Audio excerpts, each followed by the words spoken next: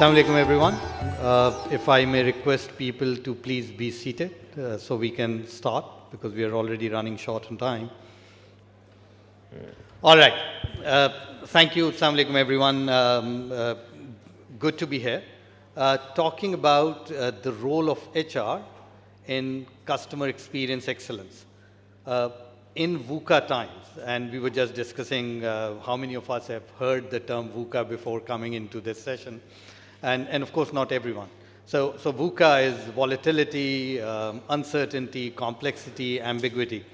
And if anyone had any doubt that we are not living in VUCA times, then January 20th has sealed the fate with what has happened in US and what continues to happen. So it indeed is VUCA time. Just coming back to the topic, when I started my career, I was in a leadership team meeting of the organization I used to work, and I was a rookie coming out of university, and there was all the management sitting, and more or less all the back-end people in the organization were bashing the customers.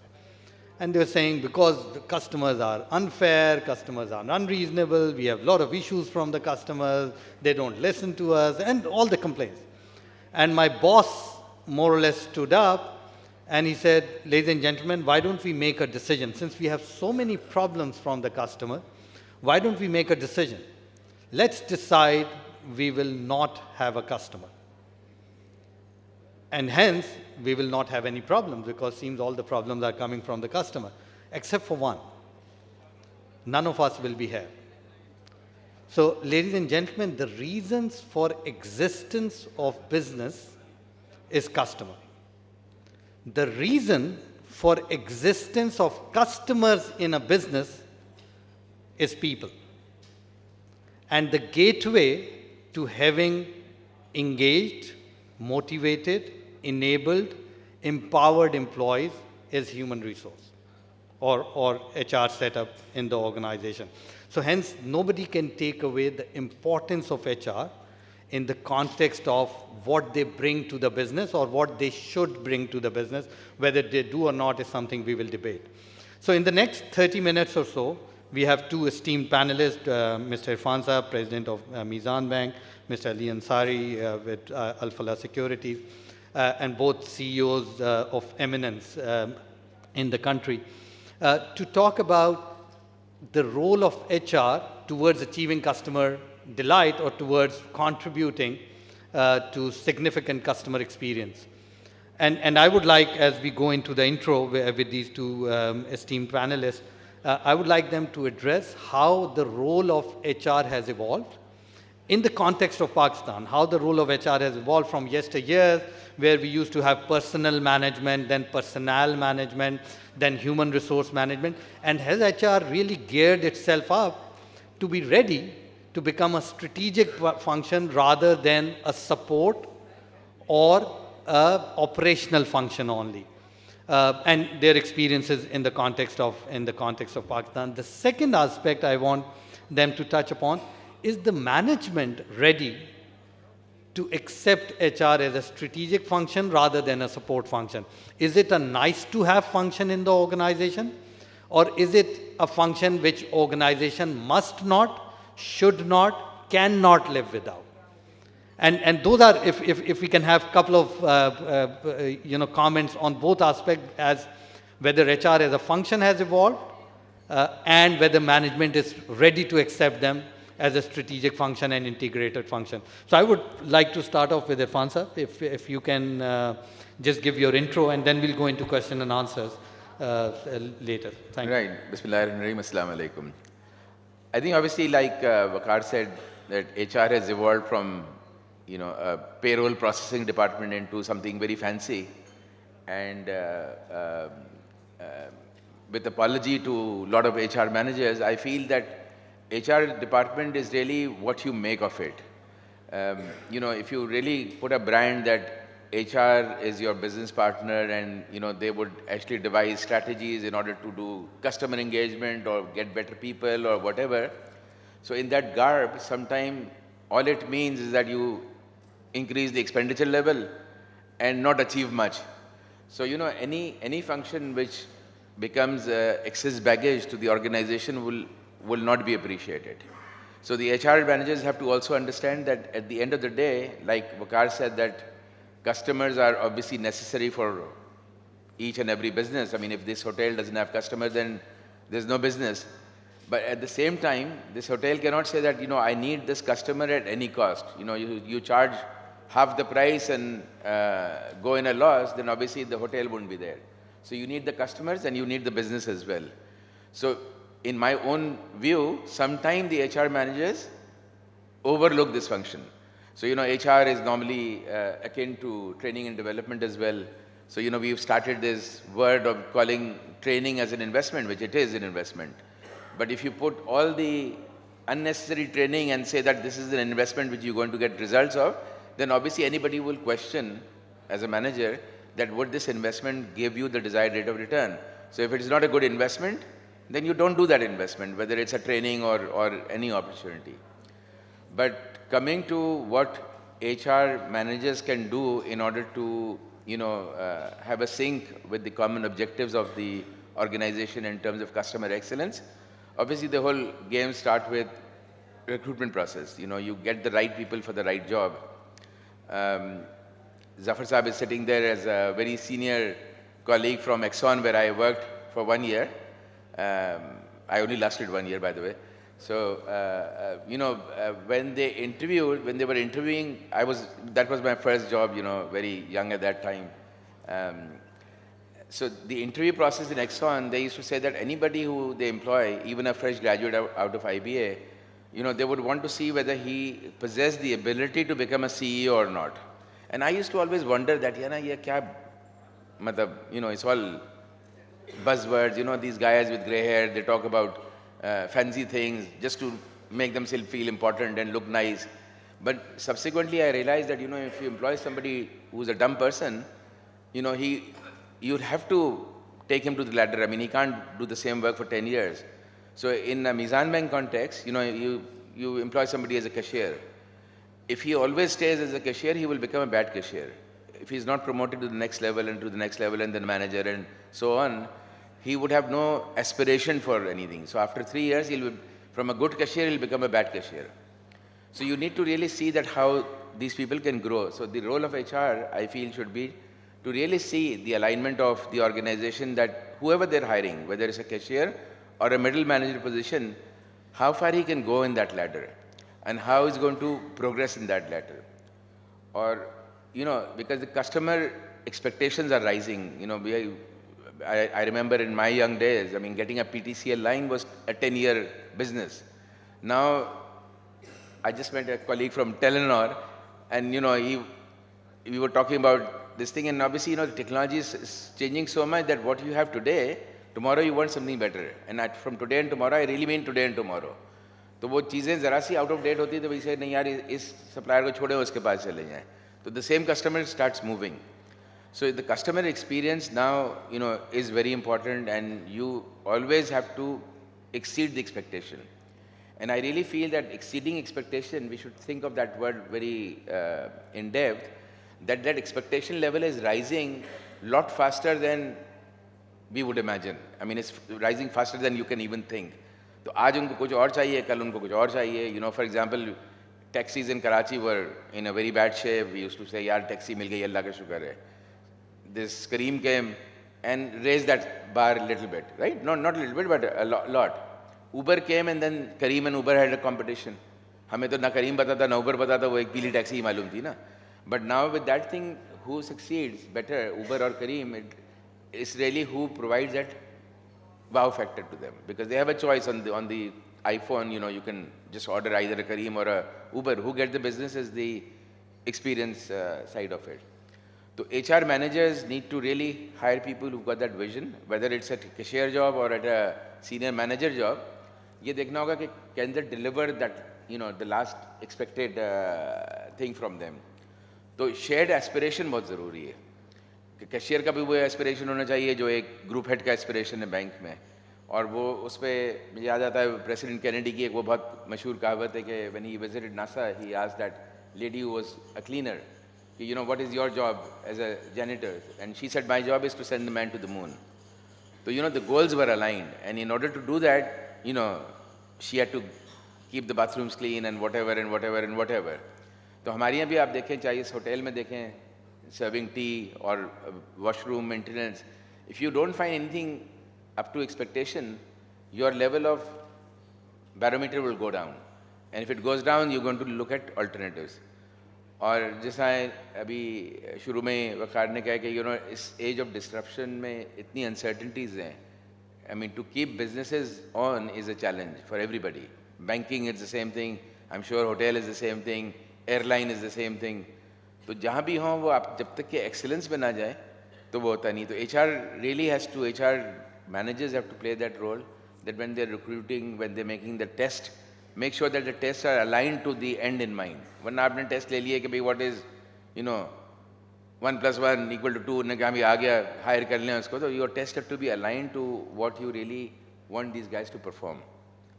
So I think maybe with shortage of time, if I can. Thank you, Irfan sir. And I think you raised some very, very interesting points. Exceeding expectations, going beyond what you are expected to deliver is extremely important, and that's a very integrated people function rather than you know, a system function. And till the time individuals do not understand the value of creating wow, it becomes very difficult to go beyond the bar which has already been set. And these examples of taxis versus Uber and Careem are excellent, notwithstanding the fact that they were banned yesterday. The other point you raised, which is I think incredibly important, is the fact that should investment in people be treated as an expense, or is it an investment? And if indeed is an investment that all of us want to talk about, then how do you measure the ROI? And is there a way to do it? How many organizations actually measure the return on investment on the training expenditure that they are incurring? And it would be interesting to get answers from the audience or when people talk about themselves. So the role has evolved over the years, and important that HR understands these business jargons and also move in the direction of the business at the pace of the business. Extremely important. Ali, if I may come to you now, and besides, of course, you know, giving your views on what HR can do, must do, I would also like to share your experiences on what HR has actually done in the last, say, 20, 25 years in this country. And are they at a level where we can say, yes, they have evolved and become a strategic function rather than an operational function? So over to you. So, Assalamu alaikum, and I think, let me just start by saying that we in Pakistan have always lived in a VUCA world. It's a new term that's come about out of the conflict in Afghanistan, and like all other terminologies, the corporate sector has adopted a military term for its strategy. Look at it, our breakup of our country, various coups, governments changing, nationalizations. So we are used to dealing with those VUCA events. Actually, I think the real VUCA events haven't come to Pakistan is business disruption models. That and coming from globalization is bound to come, has started to come, and some industries have now started to feel those effects. So in the old traditional way, if you had a license, if you had capital, your business would be by and large successful as long as government did not disrupt it and you lobbied government to make sure it didn't do it. If you actually look out over the next 10 or 20 years and how Pakistan's economy is now based, and where the large organizations of the future, where many of you now obviously in these kinds of HR functions look at and are run. Already, if you look at our economy, it's more than 60% a service economy. So if you're looking at manufacturing, or we exclude agriculture, you're looking at some 23, 24% of the economy. So that share has diminished, and right now really there does not appear to be any prospect of that share increasing. So the businesses of the future are actually going to be in that 60 or 70%, and the successful large corporations of Pakistan will be in that 60 or 70%. And we've seen that transformation starting to happen, and some of these VUCA events for traditional large corporations in Pakistan will come due to this change in demographics, rise of middle class, and the shape of the economy that's taking place. So I think that's the part which we may not be necessarily well geared for, either as a corporate or as HR.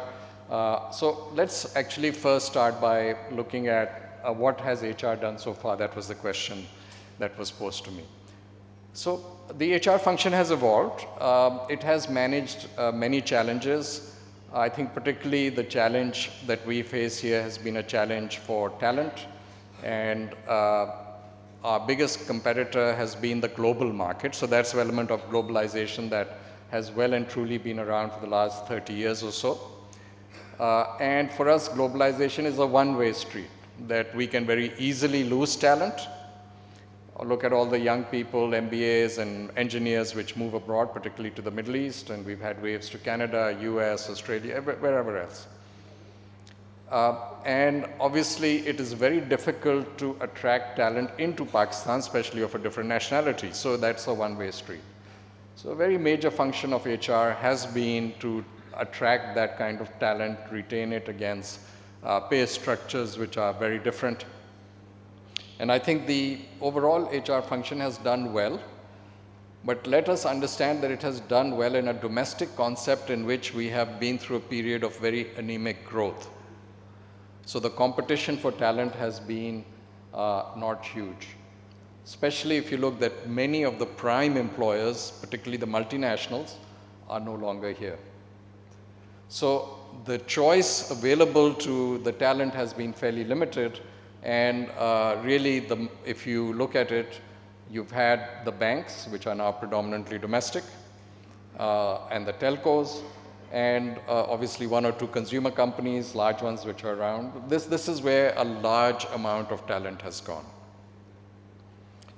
Now, if you actually believe that there will be disruption to business models and change in the structure of the economy, and that the majority is actually run by local corporations, which are by and large business houses or conglomerates, the shape of the successful businesses will be very different, and the role of HR will also be very different. So on the one hand, the money will be coming from what by and large are called sunset industries. I won't go that far, and I'll say these are the businesses which are successful today and will continue to be successful for some time. We don't know how long. But one by one, they may actually go down. So I'll give you an example, textile, which is the bedrock. Up until a few years ago, people were very excited, making lots of money. Yes, there were cycles, but all of a sudden, the air has gone out of this textile sector. If you speak to all the large producers, they see no future in it. So their traditional model has been disrupted by globalization and the inability to compete for various reasons, which we can't go into today. Now, the issue is that will happen. I don't want to name all the sectors. It will become depressing over time if you look at what it is. But the successful ones are still operating on a license from the government. And the VUCA world is definitely coming to that if government keeps its word, then at least in the future, those licenses will become much, much more competitive and not as lucrative to be in as they have been in the past. So that one opportunity to expand, and I'm particularly referring to IPPs and rental models. I think the yield on rental models, you've seen the peak. And you will now see much, much lower rates of return. They already headed down and regulated, but I think now in a competitive bidding environment, they'll be much lower. So now the challenge, let's go back to HR. So the challenge, I think, for business, which will be reflected in HR, will be how to continue the existing business while entering into newer businesses in which people have much less experience. These businesses, by and large, are consumer and service-oriented businesses. It requires a completely different talent pool. And to attract that talent pool, which is scarce, and to retain it, requires a different mindset also. Here we have to look at the aspiration of this talent, whereas before it would be just a good job which paid well, in which there were promotion prospects over a 30-year period. When you look at the current generation which is coming into the workforce, the aspirations are to work for a brand which stands for much more than that. So to attract the best, you have to say, what's the vision? What do I stand for? Is this a sustainable brand? Is this a consumer-centric, friendly brand? So those kinds of challenges, I don't think businesses haven't, and therefore HR has not really evolved to address those kinds of issues. So the brand becomes extremely important, and many of our local corporates, unfortunately, do not have the investment in that brand today to be able to attract that talent. So when you talk about a Unilever or an Engro, yes, those brands are very well established. They are a magnet for talent, but the local brands still need to build many of those. Now let's look at disruptions which may come and in which you still require talent. So I said, keep the traditional business going, which is very structured. You have all the transparency and hire, as Zubair was saying, IBM. IBM is facing the huge challenge overseas. Those challenges will come here. You cannot operate a traditional business like you have over the last 30, 40, 50 years. Because the best people will not wait till they're 50 to earn the top bucks. If they're the best, they will expect to get there in 5 years. How does a traditional business address that issue? If you employ hundreds in a very structured way and that you go through various tiers to get to your top tier, I think that's the part in Pakistan we are simply not geared to understand at the moment, and we need to over the next 5 or 6 years, because this change will come suddenly. It has come across our border. If you look at India, you have seen the evolution of many of these new industries and disruption to industries. So I think HR will need to evolve. And now to answer the second part of the question, I think the expectations from HR will really be driven by the leadership of the various corporates. Once they understand how they need to change, adopt the corporate policies which provide the growth into the future, once this current wave is over, then how will they set the tone that one part of the organization, which is the legacy business, which is today is the core business, carries on as usual in its structured way, but newer parts of the business can attract this very global transient talent, which is the disruptor, and which does not want to work in that very structured way. So that will be the challenge, and I think corporates and HR will need to evolve to meet that challenge. Very well said, Ali. And again, you emphasized a lot on the fact that we are living in a disruptive world. And the business models are under serious threat. I read somewhere recently that 20 years ago, the average life of a business was 75 years. Now it is down to 15 years. So we are living in a disruptive world. And I have a couple of questions to the panelists, and then we'll open the questions for the audience as well, as we have now almost 10 minutes left. So the first question is that one of the grievance, if you like, which comes from HR, that it is the job of line managers to keep employees engaged in a way that customers are happy. But many a times, the blame gets to HR if employees are not motivated or inspired or enabled or empowered. And the line manager more or less moves away from accepting the responsibility. Do you think that's a fair conclusion drawn by HR? And the second comment I would like to get from you, does HR of today, in the context of Pakistan, especially the kind of things Ali spoke about, understand the business and the disruption that is coming in a way that a business leader understands? So if I can get quick insights on these two questions. Does HR understand the business and the disruption that is coming in?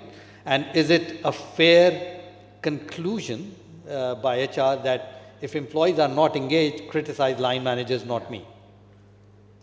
Sorry. So Ali, if you can, yeah, and then I'll come to Irfan Sahab as well. So I think the simple and direct answer, I know I'm sitting in an audience of HR professionals, but the answer is no. Yeah. I think part of that is how the HR departments and the leadership in HR department views it, which is this is the system and we must perpetuate the system and we must not change it drastically because they do not necessarily see the threat. This is why I was saying that you need the change of tone at the top. And HR is not seen, and they have some genuine grievances also. As you said, they are not given the importance. Many of their functions are with line managers, okay?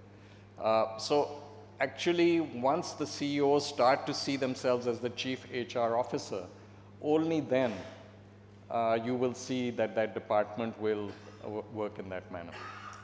Very, very good point. So it's not just HR that needs to look at HR as a function, but the CEO has to also assume the role of CHRO, if you like. Irfan Sahab, your comments on the 2 points?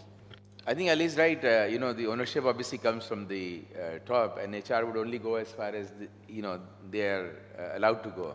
On your other comment that when there is a less engagement and people are not contented or ultimately they exit the organization, obviously the line manager will say that there's a lot of job opportunities. If he's worked for our company, it's very easy to get a job outside in Pakistan or abroad, and you find people leaving.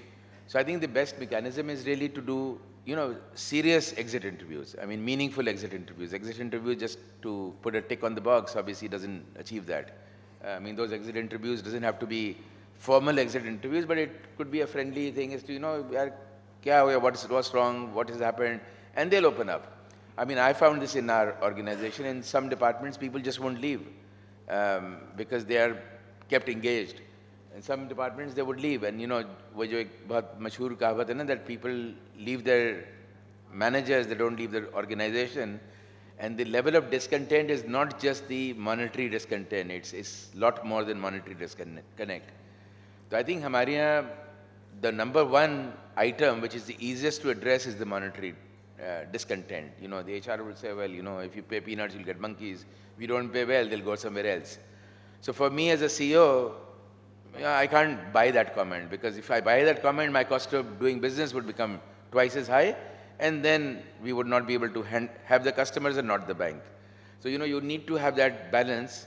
In fact, our organization is called Meezan. Meezan means balance. So we need to create that balance of understanding employee grievance, why they're leaving. So, the HR should also be responsible. The HR head should be responsible to see कि attrition कितना हो रहा है, why they're leaving, what are the discomforting factors, and try to address them. But generally, again, with apology, most of them would say, well, it's the salary. I mean, they're getting 40% hike, so they're leaving. The question is that why did they, apply in the first place? I mean, if they were happy, they probably would not even want to go and apply. But if any one of you apply, I'm sure that whether you're good or bad, I mean, obviously if you're here, with politeness, I'm saying we have to be good. But, if you apply for a job, all three of us will get a job as well. But why would we apply for a job? Only when we are discontent. So the discontentment is a factor which both the HR head and the line manager, they have to understand कि भाई problem आ कहाँ रहा है. So we don't use the wrong medicine to treat the symptoms. And again, very good point, Irfan Sahab. And an extremely important point you make is that, is it only about money? And do people come or leave the organization because they have less money or more money, or is there more to it? And that's where the whole concept of employee engagement comes in. My last question, and then I'll take a couple of questions from the audience. Is HR of today, the way it stands based on your experiences in the country, and again we are specifically talking about Pakistan, is HR of today geared up to meet the challenges of tomorrow, which are disruptive, which are technologically advanced? The competition is going to change. The business models are changing. So are they really geared up to be prepared to give the service so that the business continuity and customer experience of the future is at a level which is expected. So any views on that? I think the answer to that is that it's not the HR manager or HR head who has to be geared up. I mean, it's the top management has to gear up for that. So, if the top management is not infused with that mindset that, there could be disruptions, they will make sure that nothing, they would feel insulated from that. When it happens, like what I've heard, I've not read it, Nokia CEO said, we've done nothing wrong, it's just, it happened. And he cried on that. So if we don't do anything, we are not doing anything wrong. In fact, lethargy is sometimes, fine, I didn't do anything. If it's gone down, it's act of God. So then, then we are not prepared. It's not the HR manager which is not prepared. Then the board is not prepared. The CEO is not prepared. Ali, your points on this? Are they prepared for the future? Are they prepared for the future? No, so I already said that even they're not prepared today. So, the future, look, I think Irfan Saab has already said it, and let me try and liven that up by a couple of examples, rather than. So, Meezan Bank is a phenomenal success story. I remember when I was on the board of what is now one of their subsidiaries, and when this name was chosen. And so when I look at the success of that and the subsidiary, it was a very HR related, but I had proposed that it was very important that the senior people were owners and were long-term in this business. And the board took my proposal and gave ownership to the senior management, which after 16 years are still there and have grown that subsidiary to a very major organization, that the leader in its field. So these are the kinds of innovations which are nothing new, but we have not even adopted those models of giving people a sense of ownership. For the future, I think from not just HR, but HR is a reflection of the health of the company, the move from capital-intensive businesses to intellectual capital has not been recognized, that your prime assets are your people, because the business is still generating money. If you run a fertilizer or a cement plant, it's because you own the license, you manage the license, and you make sure you are good people manning it. But be it banks or telcos, which I said are the biggest employers now, both of those industries are facing potentially huge disruption. Telcos are already facing it. The banks, due to its regulator, have not really faced it so far. So when I look across the health of the Pakistani corporate, the level of technological adoption is very, very poor. And the foresight in terms of what a disruption will bring. So I think it will come suddenly.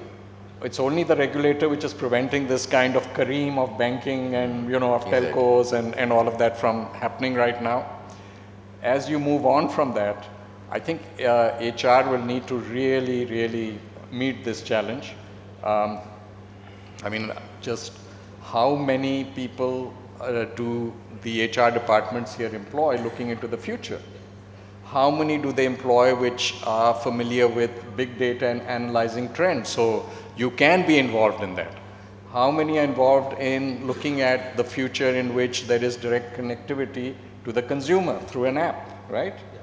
So these are the questions that I pose, and if you are doing all of that, then you're ready. If you're not, then you're not. So we have a problem. I'll just take one question from the audience because I'm already being reminded that we are running out of time. So whosoever that privileged person who wants to stand up and ask a question, please do so. Otherwise, we'll go for the closing if there are no questions. So quickly, anyone? Okay. So just to conclude, it is obvious from what we heard that HR as a function has evolved from yesteryears of personnel department to a human resource department.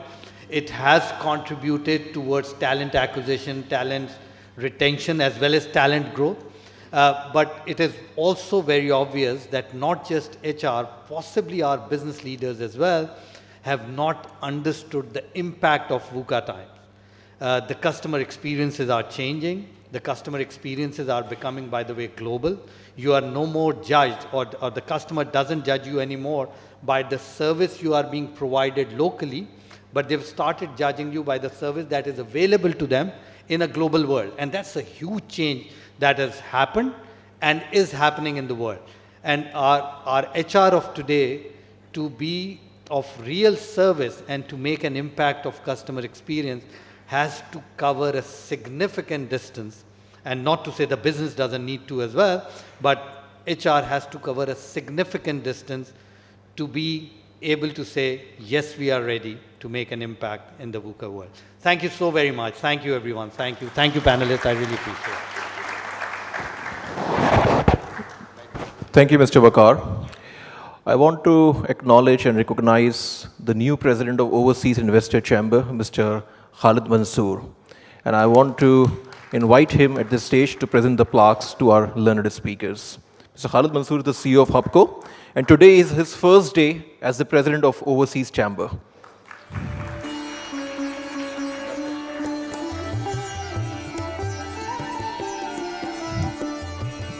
First, Mr. Ali Ansari.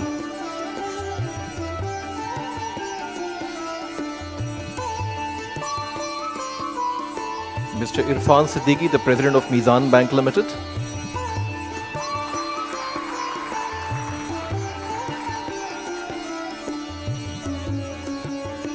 And last but not the least, the wonderful Syed Veqar al-Islam, the Chief Executive Officer of Jaffer Business Systems. Same time, I request the other panel speakers, Mr. Kimi Hyde Endo of Mitsubishi, to please join us at the head table, Mr. Jaffer Khan, Mr. Asif Juma, and Mr. Rohel Mohammed for the group photograph.